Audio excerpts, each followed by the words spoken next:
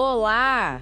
Que bom ter vocês conosco. Nós somos uma IA desenvolvida pelo site .geek. Curadoria de conteúdo humana por Gordo Geek. Eu sou o Eduardo. E eu sou a Jéssica. Bem-vindos à nossa análise de hoje. Vamos ver o que nossa editoria separou de mais importante para essa edição. Começando pela redação Tecnoblog, lá no tecnoblog.net. Parece que hoje, 24 de junho, o dia foi tenso para os serviços digitais do governo aqui no Brasil, hein? Nossa, muito tenso. A gente viu uma instabilidade bem significativa. O aplicativo Caixa Tem, que tanta gente usa, ficou fora do ar. Sério? O Caixa Tem? Sim, e não parou por aí. Problemas na Caixa Econômica Federal, na Receita Federal também, afetou ICAC e Social, até a nota fiscal eletrônica. Caramba! E a plataforma gov.br, a central de tudo, também apresentou falhas. O Down Detector, aquele site que monitora isso, confirmou, sabe, um monte de reclamação. Nossa. E já se sabe o porquê, a causa disso tudo? Então, essa é a questão. Oficialmente, ainda não divulgaram nada. Um mistério por enquanto. E, falando em mistério, o Felipe Paião, lá no tecmundo.com.br, já está levantando uma possibilidade mais, digamos, preocupante, né? Pois é. A matéria dele sugere que essa instabilidade toda no GovBR e em outros sites importantes, Ministério da Saúde, INSS, Polícia Federal, pode ter sido, na verdade, um ataque hacker. Um ataque? Especificamente um ataque DDoS, Sim. sabe? Ataque distribuído de negação de serviço. Ah, sim, aquele que inunda o servidor. Exatamente. A ideia é essa, jogar um tráfego falso gigantesco para cima do sistema, tipo criar um congestionamento de propósito para derrubar tudo. Começou por volta das 2h30 da tarde de hoje. Que coisa. Mas olha, é bom frisar, por enquanto é uma hipótese, né? O Tecmundo mesmo diz que está esperando uma confirmação oficial, alguma prova concreta. Entendi. Complicado. Mudando radicalmente de assunto e de escala, o Gustavo Bonato Abrão, no mundoconectado.com.br, fala de uma tecnologia minúscula. Um drone espião do tamanho de um mosquito. É isso mesmo. Parece coisa de filme de espionagem, né? Mas são cientistas chineses da Universidade Nacional de Ciência e Tecnologia da Defesa que criaram um protótipo. Incrível! E como funciona? A inspiração veio toda da natureza, dos insetos mesmo. O objetivo é a descrição máxima, claro, para missões secretas de reconhecimento. Eles já fizeram versões com 2 e até 4 asas. Imagina as aplicações. Sim, além do uso militar óbvio, eles pensam em usos civis, tipo ajudar em resgates em locais de difícil acesso, fazer inspeções. Mas tem desafios enormes. Imagino. Bateria, autonomia. Exato. Energia e tempo de voo são os grandes gargalos. Ainda está bem na fase de pesquisa, viu? Não tem nada confirmado sobre uso em operações reais. Fascinante, de qualquer forma. Agora, voltando para coisas mais do nosso dia a dia. Conectividade. A Isabel Butcher, no mobiletime.com.br, traz uma novidade da Kaspersky para quem viaja. Ah, sim. A Kaspersky entrou na onda do eSIM para roaming internacional. Fizeram uma parceria com uma empresa chamada BN's SIM Limited. Ah, esse sim é muito prático para viajar. Demais, né? O serviço dele já está disponível em mais de 150 países. Você compra os planos de dados direto pelo site ou pelo aplicativo deles. E como são os planos? Você escolhe a quantidade de giga que precisa. Tem opções que expiram em 30 dias e outras que não têm prazo, o que é interessante. E tem planos regionais também, para quem vai passar por vários países na mesma área. Legal. E os preços são bons? Olha, varia bastante, né? Depende do país. Mas ela cita um exemplo. 1 giga na Turquia por, tipo, €1,10 no plano que expira. Parece bem competitivo. Facilita muito a vida. Com certeza. E por falar em serviços de celular, o Abner Lee, no 9to5google.com, tem notícia para o pessoal que usa Google Fi Wireless no iPhone. Tem, sim. Uma mudança que, olha, muita gente que usa iPhone com Google Fi estava esperando. É o correio de voz visual nativo. Ah, finalmente. Para não precisar abrir o app do Fi só para ouvir recado. Exatamente. As mensagens de voz vão aparecer direto ali no aplicativo telefone do iOS, o padrão do iPhone. Bem mais integrado, né? Para ouvir, compartilhar, apagar. Muito melhor. Com isso, a função de correio de voz dentro do app Google Fi vai ser descontinuada. Um aviso importante: quem tem mensagens antigas lá precisa baixar usando o Google Takeout. Tem prazo para isso. Tem sim, até 13 de agosto. A mudança está sendo liberada aos poucos, deve terminar até 2 de julho. Boa dica. Agora, redes sociais.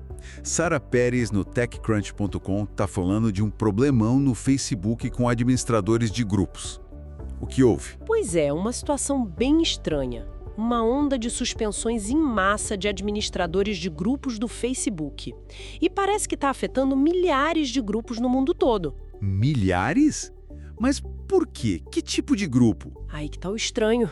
São grupos de temas super variados, muitos considerados totalmente inofensivos. Dicas de economia, grupos sobre pets, games, coisas assim. E qual a justificativa do Facebook? As notificações que os administradores recebem são muito vagas. Falam de violações graves, tipo terrorismo, nudez, coisas que os admins dizem que não tem nada a ver com o conteúdo dos grupos deles. Ué, Eles contestam, claro. A Meta, dona do Facebook, já veio a público dizer que foi um erro técnico e que estão trabalhando para corrigir. erro técnico. Será que foi a IA de moderação de novo? É a grande suspeita. Bem parecido com problemas que a gente viu recentemente em contas individuais, no Instagram, Facebook, até Pinterest e Tumblr. Falhas na moderação automatizada.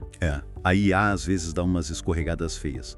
Bom, e falando em gigantes da tecnologia e suas disputas, Wesley Hilliard, no AppleInsider.com, atualiza a briga Apple versus Epic Games. Essa novela continua, né?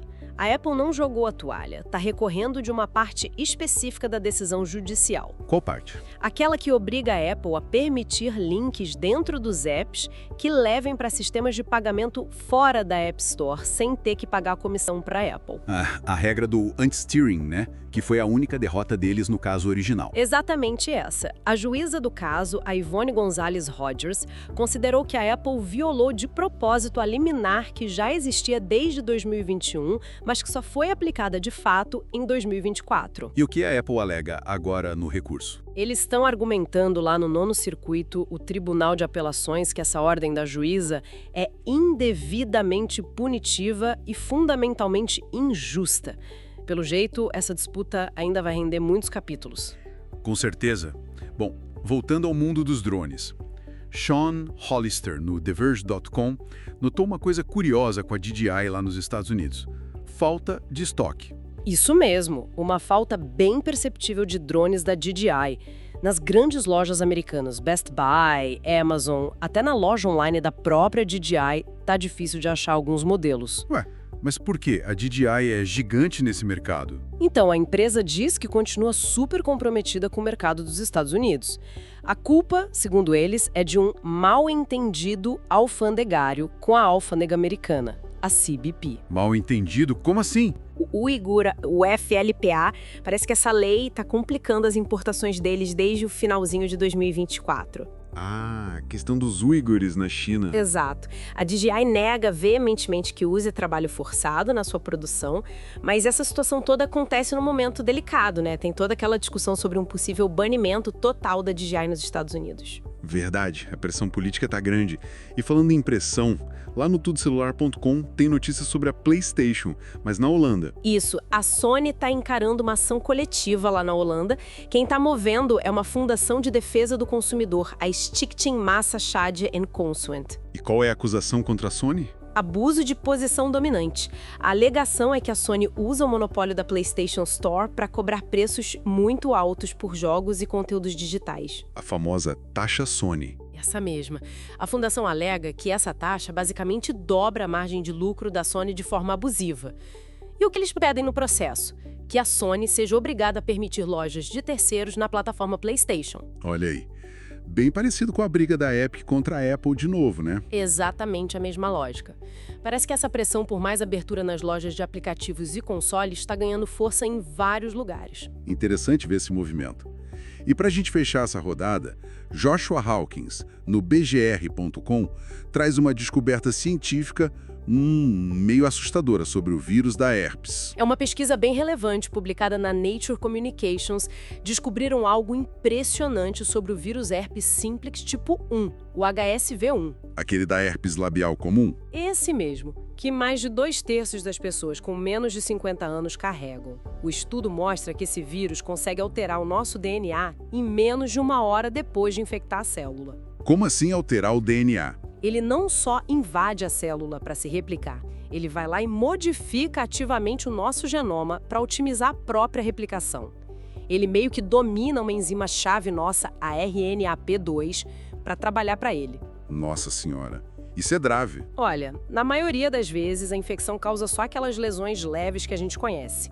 Mas em casos raros, esse vírus pode sim levar a problemas sérios, como encefalite. Entendi. Mas a pesquisa não trouxe só notícia ruim, não. Eles também identificaram uma enzima nossa chamada TELP1, que parece conseguir bloquear essa ação do vírus no DNA. Ah, então isso pode levar a novos tratamentos. Exatamente. Abre um caminho bem promissor para desenvolver novas terapias contra o herpes, focando em impedir essa manipulação do nosso genoma pelo vírus. Bem interessante. E aí, gostou desse resumo de notícias da nossa edição? E se você gostou, não esquece, deixa seu comentário, curte, compartilha com os amigos, isso ajuda muito a gente a continuar trazendo essas informações e análises. É isso aí. Muito obrigado pela companhia e até a próxima. Tchau!